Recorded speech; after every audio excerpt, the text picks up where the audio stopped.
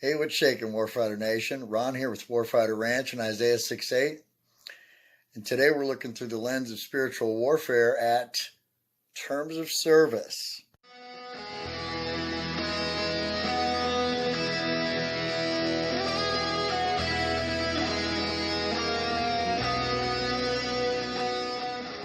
In this digitally fluid and tech-savvy world we live in, terms of service, commonly known as TOS, are as much a part of our lives as is our involvement with any digital device, app, or software agreement.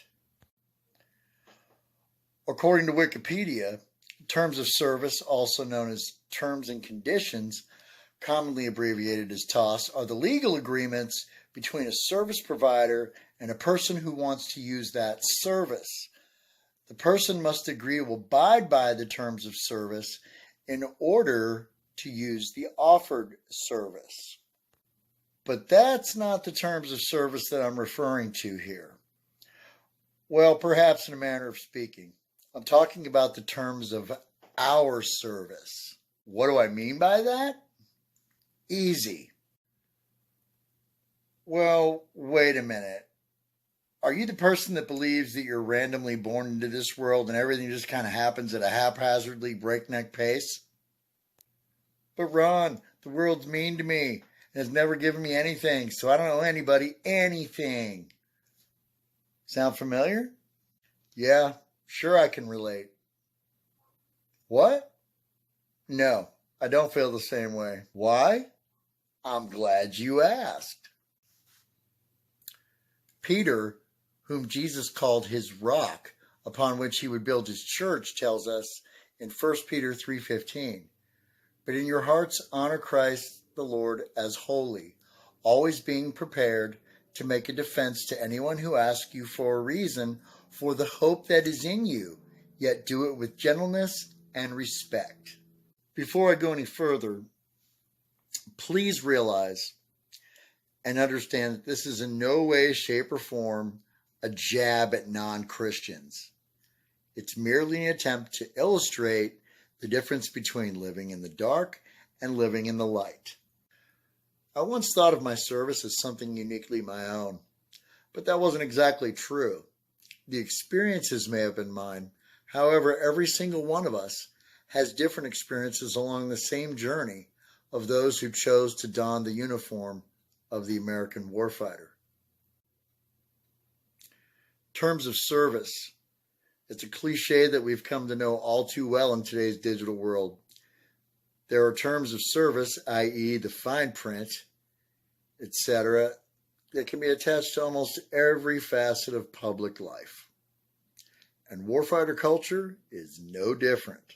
Regardless of which corner of America we hail from, when we were drawn together in the spirit of patriotism and service to something greater than ourselves, we entered with a spirit of enthusiasm, but not a complete understanding of what our terms of service were going to be exactly.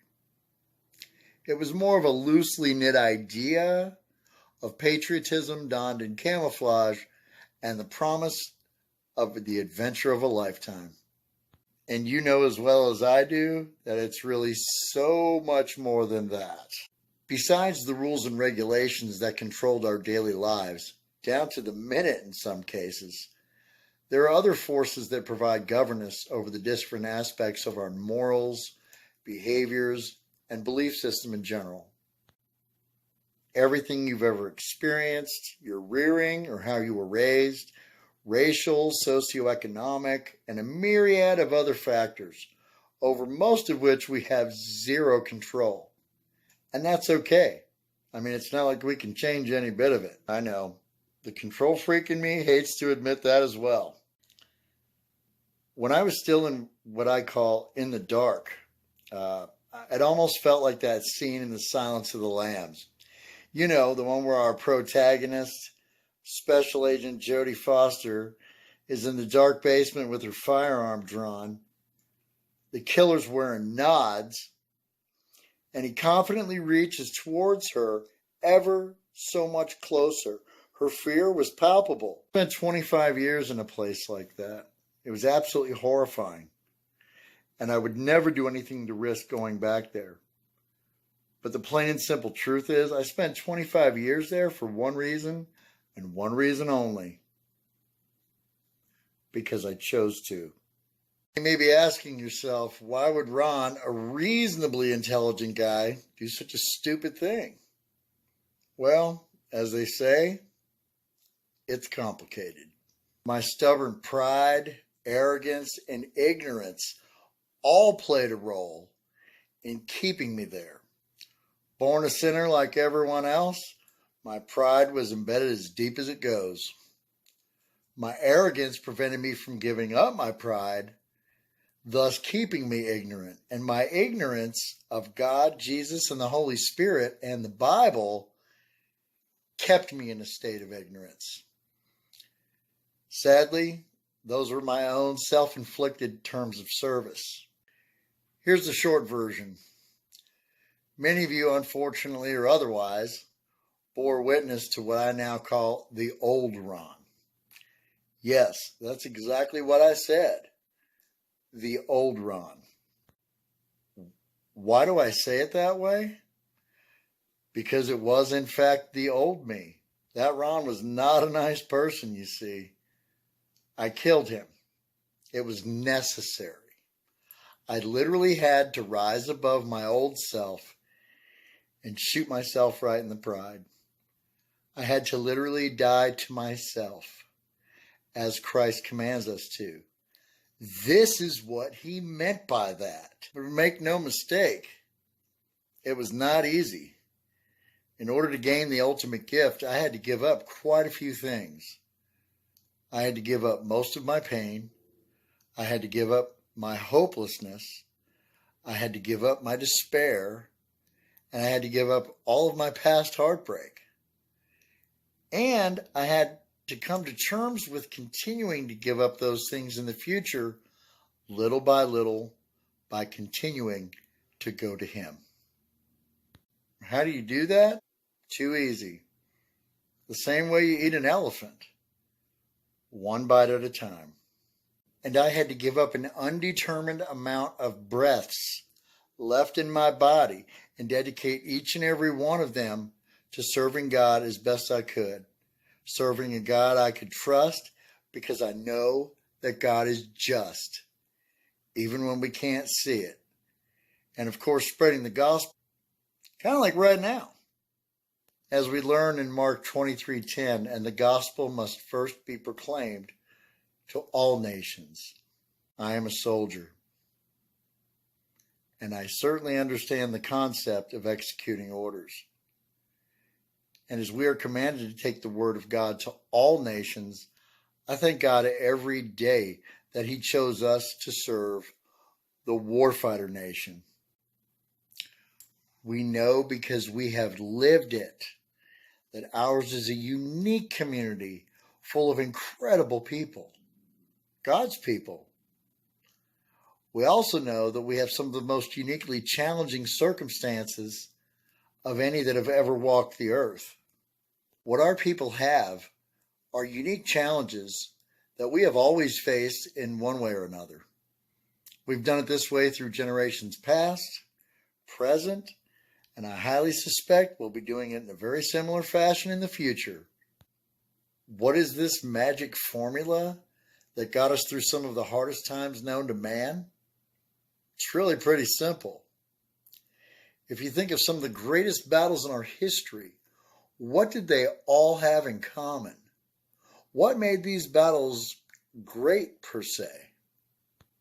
Was it because Captain America swooped in to take out the entire Iraqi Republican Guard?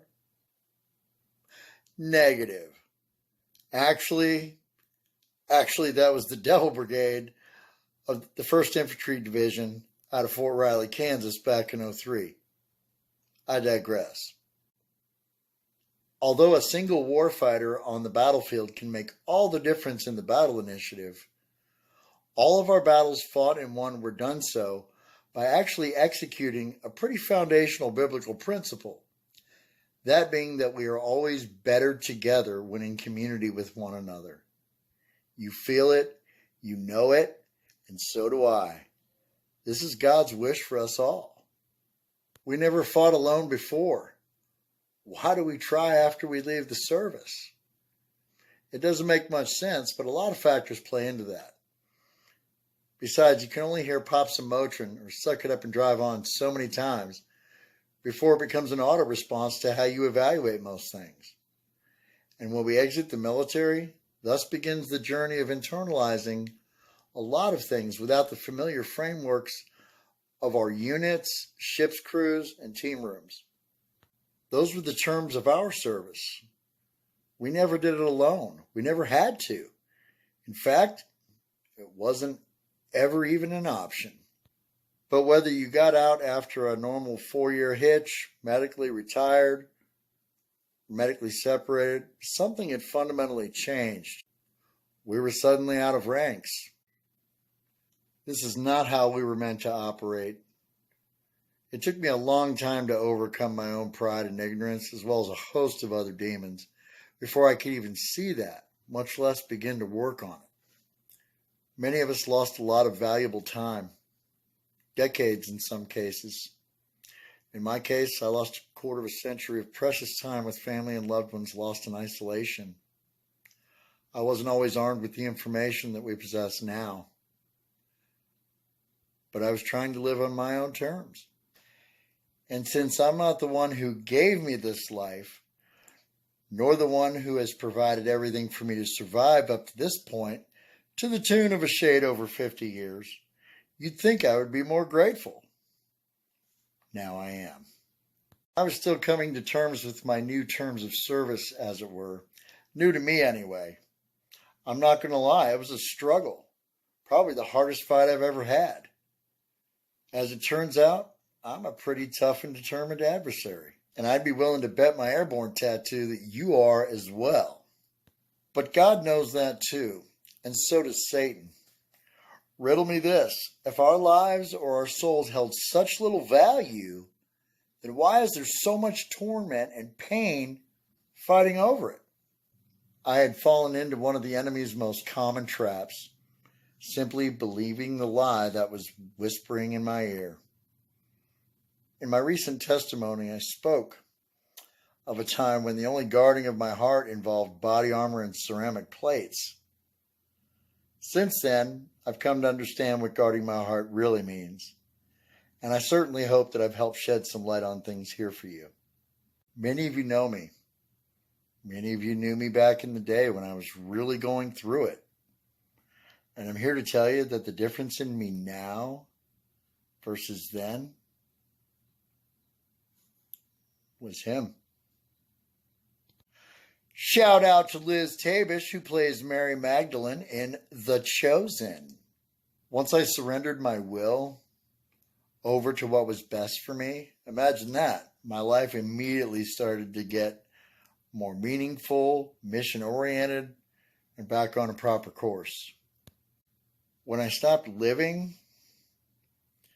well, that's just it. I wasn't really living. I was simply waiting to die. I've heard that very common sentiment among thousands of other warfighters that I've spoken to. But that's certainly no way to live. It's not what our fallen battles would have wanted. It's not what Little Frog would have wanted. And in truth, it wasn't even what I really wanted. In truth. And the truth is that Jesus is the way, the truth, and the life. I didn't simply feel better by shifting my mental circumstances to fit my needs at the moment, or worse yet, my feelings. But I was given the gift of grace, forgiveness, and a feeling like I'd never known.